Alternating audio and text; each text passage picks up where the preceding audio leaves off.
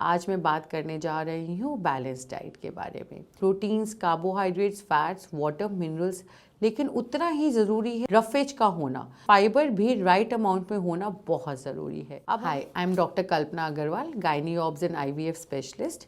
आज मैं बात करने जा रही हूँ बैलेंस डाइट के बारे में। हम सब जानते हैं बैलेंस डाइट का हमारी ज़िंदगी में कितना इम्पॉर्टेंट रोल है, और अगर यही स्थिति प्रेगनेंसी की हो तो इसका तो महत्व और ज़्यादा बढ़ जाता है। हमारी डाइट में बैलेंस अमाउंट में हर चीज़ का होना बहुत ज़रूरी है, जैसे कि proteins, carbohydrates, fats, water, minerals, लेकिन उतना ही ज़रूरी है रफेज का होना, जो कि बहुत ज़्यादातर मैंने अपने क्लिनिक पे देखा है कि उसकी इंटेक बहुत कम रहती है। पूछो तो पेशेंट हमेशा यही बोलता है कि जी मैं सब कुछ खाता हूँ, और आप डिटेल एनालिसिस करते हो उनकी डाइट हिस्ट्री का तो उसमें हमेशा फाइबर की कमी रहती है, जिसकी वजह से उनको कब्स या कॉन्स्टिपेशन स्पेशली फर्स्ट और थर्ड ट्राइमेस्टर यानी कि फर्स्ट 3 मंथ्स और लास्ट 3 मंथ्स में बहुत ज़्यादा शिकायत हो जाती है। तो हमारी डाइट में फाइबर भी राइट अमाउंट में होना बहुत ज़रूरी है। अब हम सोचेंगे कि हम फाइबर को डाइट में कैसे बढ़ा सकते हैं। जैसे कि मैं हर वीडियो में समझाती हूँ कि इसको एक साथ ना रख के अलग अलग स्टेप में हर मील में अपने फाइबर को बढ़ाइए। फाइबर रिच डाइट होती क्या है, पहले उसके लिए हमें ये जानना जरूरी है। फाइबर रिच डाइट में आता है सारी ग्रीन लीफी वेजिटेबल्स, सारी रॉ वेजिटेबल्स, हमारे अपने फ्रूट्स स्पेशली सिट्रस फ्रूट्स, सारे हमारे सॉफ्ट फ्रूट जैसे कि पपाया, चीकू और वाटर, ये सब चीजों से हमारी डाइट फाइबर रिच बन सकती है।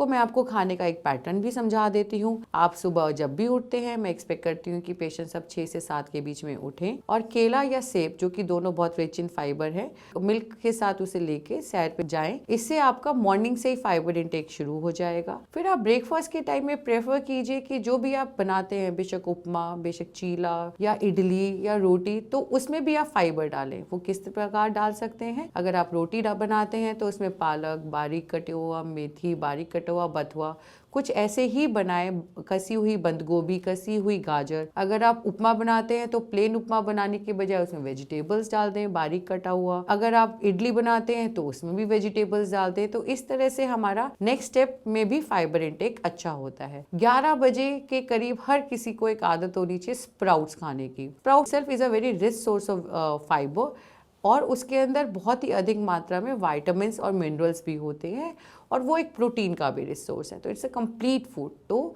मैं आप सबसे यही निवेदन करूंगी कि स्प्राउट्स को खाने की आदत डालिए। उसमें आप बहुत सारी चीज़ें मिक्स करके भी खा सकते हैं।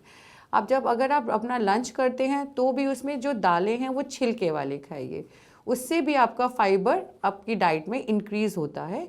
और खाना खाने से पहले या खाना खाने के बाद ज़रूर सैलेड का इंटेक कीजिए, जिसमें आपकी 2 से 3 वैरायटी ऑफ रॉ वेजिटेबल्स ज़रूर हों। भुना हुआ चना, ये भी एक बहुत रिच सोर्स ऑफ फाइबर है और प्रोटीन है। ये आप शाम को ले लीजिए दूध के साथ।